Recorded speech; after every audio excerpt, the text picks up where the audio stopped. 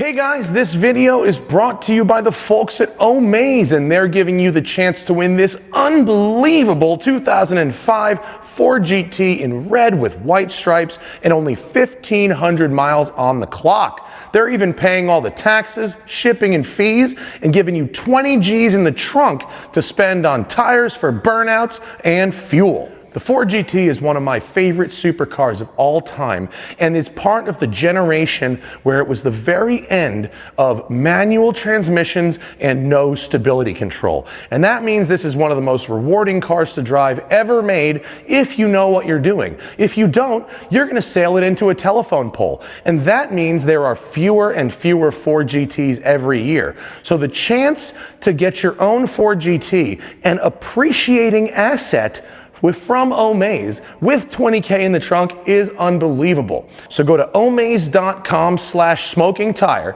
That's omaze.com/smokingtire and enter for your chance to win this 05 Ford GT right here with 1,500 miles on the clock and 20K in the trunk. Do it now.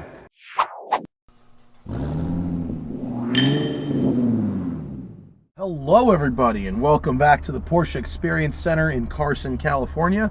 What we are doing today is continuing our journey through Andreas Preuninger's favorite GT cars. I've already driven the 996 GT3 RS, very rare car to see in America, the 997.1 GT3 RS 4.0, the 997.2 GT2 RS, and we are now in the Porsche 991 911R. The 911R is an incredibly special car, only 991 made, and although we've spent the last 2 years seeing GT3 4 liters, GT3 RS 4 liters, and the new GT3 Touring, so not new anymore, but when this came out, the GT3 had a 3.8 liter engine and was PDK only, right?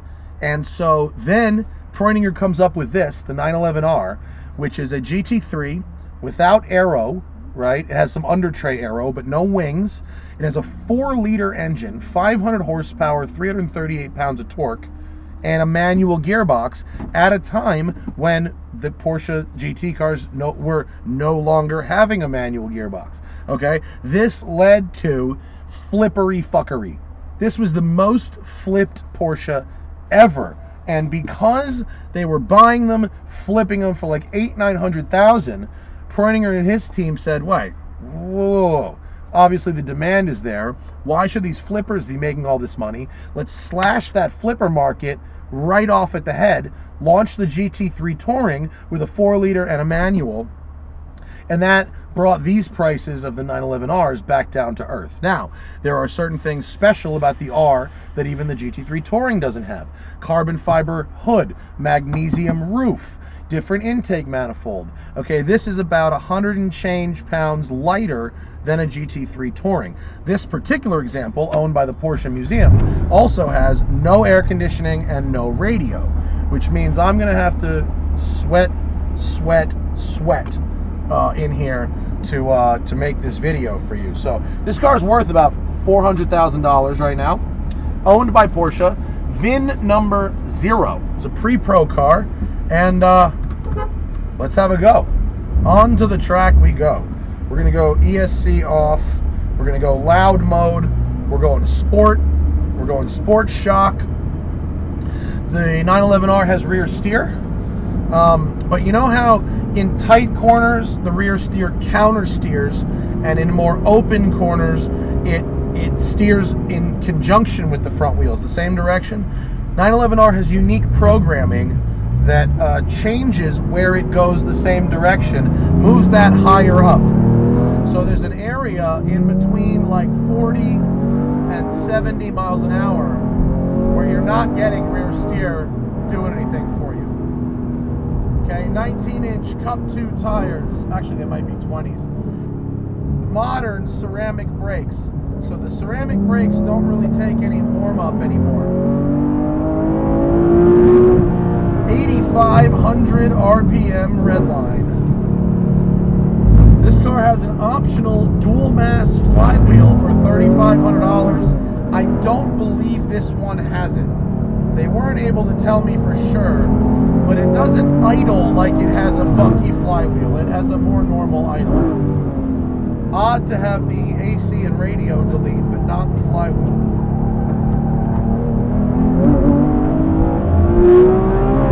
Wow, really great response from this engine.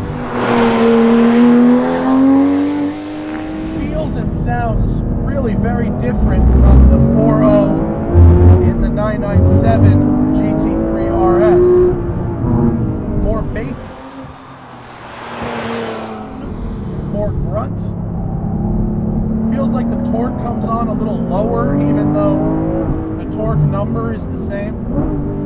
And easier to match revs on the way down. It has the, yes.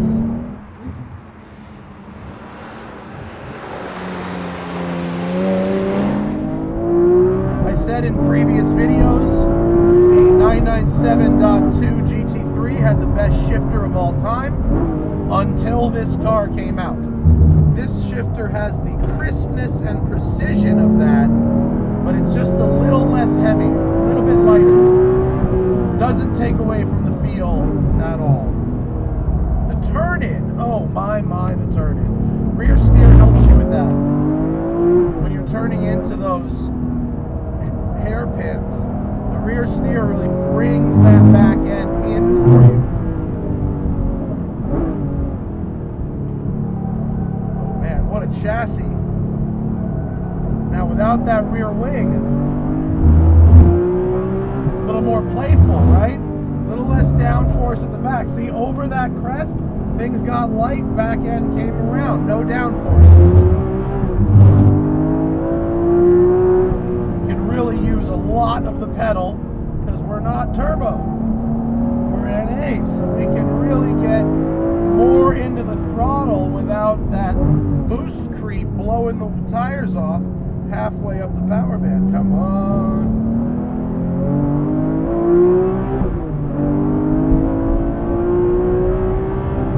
Traction control and stability control have now been deactivated. I had traction control on before, but we're going to see what I do without it. I love the feel of these modern ceramic brakes. They offer tons of feel, but work pretty well even when they're not quite up to temperature yet. More predictable than the older ones. God, this thing, it's absolutely telepathic. The front end knows what my brain wants from it and just keeps on delivering it.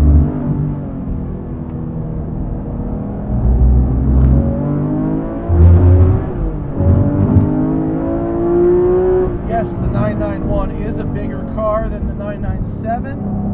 On the track, doesn't really matter. It matters more on the canyons where the lanes are much narrower. That's where I can really tell it. But on the track, when I've got room to work, not an issue. 8,500 RPM. God, what a great car this is. Nostalgia makes me think the RS 4.0 is the one to have, except if I had to pick one car to drive for the rest of my life, man, could I do a lot worse than this. I'd get air conditioning. It's getting hot here. The engine's very snappy, very free revving. Feels like it's not having to work very hard to make this thing move.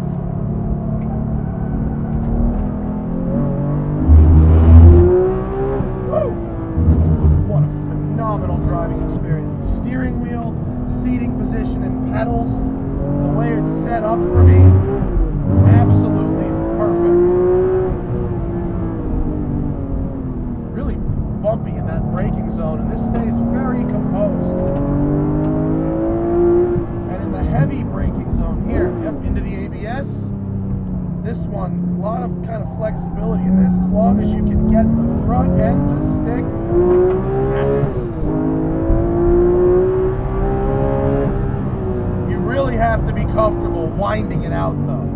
If you buy this car or something like it and plan to upshift at 5,000, you have to understand that that's where things are just getting started. Oh wow, the trail braking all the way to the apex, that was fabulous. God damn, this car is so good. So good. Well, you understand why the most hardcore rich Porsche people buy these. This is something. God, I love the way it came around when I did a lift there. Something about scooting up that hill to the top a second feels really, really good.